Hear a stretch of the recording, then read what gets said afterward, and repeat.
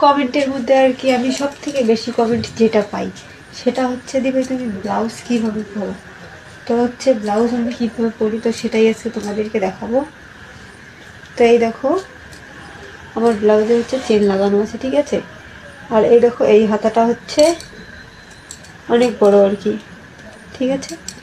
আর এই হাতাটা দেখো, এই হাতাটা অনেক ছোট আর কি, এই যে দেখো অনেকটাই ছোট, এই দেখো, ঠিক আছে। এখন আমি তোমাদেরকে পরে দেখাচ্ছি ওই ছোট একটা ব্লাউজের হাতা দিয়ে এত বড় হাত কী করে ঢুকে। তো এই যে